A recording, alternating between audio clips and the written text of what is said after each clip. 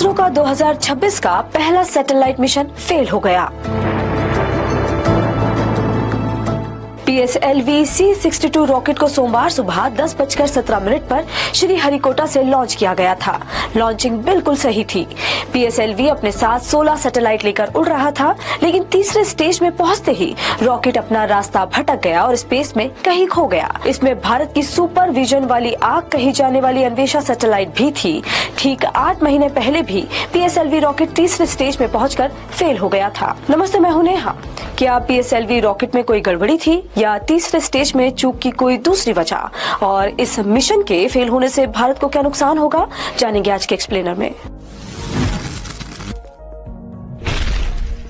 PSLV यानी polar satellite launch vehicle ISRO का एक रॉकेट है। पोलर का मतलब है पृथ्वी के ध्रुव यानी नॉर्थ और साउथ पोल। इसका नाम PSLV इसलिए रखा गया क्योंकि इस सैटेलाइट को अंतरिक्ष में ऐसी जगह ले जाकर छोड़ता है जहां से वो पृथ्वी के ऊपर से नीचे यानी नॉर्थ से साउथ की ओर चक्कर लगा सके। ये रॉकेट सैटेलाइट को जमीन से 500 से 800 किलोमीटर की ऊंचाई पर ले जाकर तैनात करता है। PSLV रॉकेट 4 स्टेज में काम करता है। आसान भाषा में कहें तो इसमें 4 पार्ट्स होते हैं, जिनमें इंजन और फ्यूल होता है। हर स्टेज पर इंजन में मौजूद सॉलिड या लिक्विड फ्यूल जलता है और रॉकेट आगे बढ़ता है। एक स्टेज पूरा होने पर एक पार्ट जलकर अलग हो जाता है, जिससे अगले स्टेज के लिए रॉकेट का वजन कम हो जाए।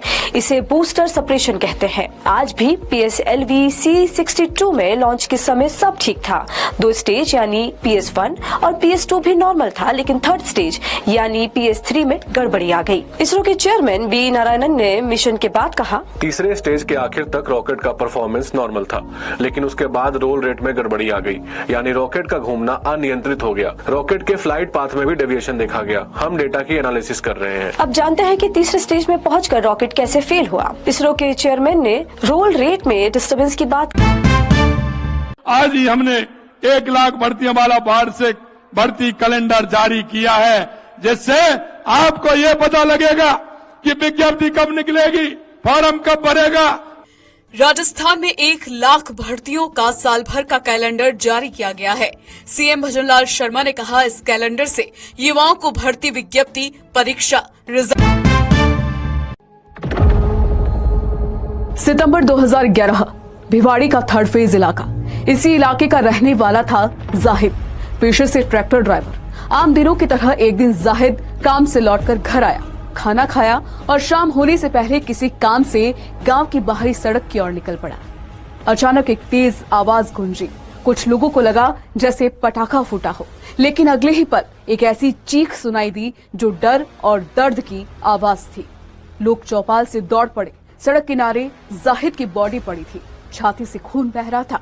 कोई समझ नहीं पा रहा था कि ये सब कैसे हुआ। न कोई हथियार मिला। अब चांद पर बनेगी बिजली और धरती पर होगा उजाला। वहीं बिहार में सड़क के गड्ढे दिलाएंगे आपको 5000 रुपए। खबर हटके में हम जानेंगे ऐसी ही कुछ रोचक और वियर्ड खबरें जो आज चर्चा में है। एक जापानी कंपनी चांद पर सोलर पैनल से 11,000 किलोमीटर लंबा और 400 किलोमीटर चौड़ा बेल्ट बनाने की तैयारी कर रही है। इस प्रोजेक्ट का नाम है लूनर रिंग, जिसे जापानी कंपनी शिमुजू बनाएगी। कंपनी का प्लान है कि सोलर पैनल बनाने के लिए कच्चा माल भी चांद की सतह से निकाला जाए। इसके लिए धरती से रोबोट चांद पर भेजे जाएंगे, जो खुदाई और कंस्ट्रक्शन का काम करेंगे। अब सवाल ये है कि बिजली धरती तक कैसे पहुँचेगी। इस कंपनी का कहना है कि चांद पर बनी बिजली को लेजर बीम और माइक्रोवेव के जरिए धरती पर भेजा जाएगा। साल 2035 तक इस प्रोजेक्ट पर काम शुरू हो जाएगा। बिहार में सड़क के गड्ढे बनेंगे आपकी कमाई का जरिया। दरअसल बिहार की नीतीश सरकार एक ऐसी योजना ला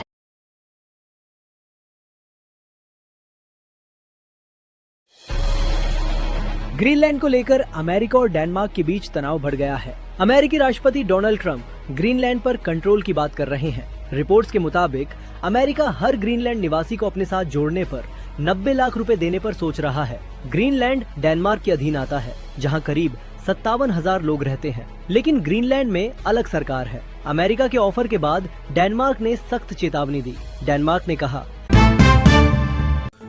राजस्थान में कड़ाके की सर्दी पड़ रही है। सोमवार को लगातार दूसरे दिन तापमान माइनस में दर्ज हुआ। प्रदेश के 6 शहरों में बर्फ जम गई और 10 से ज्यादा शहरों का तापमान 5 डिग्री सेल्सियस से नीचे दर्ज हुआ।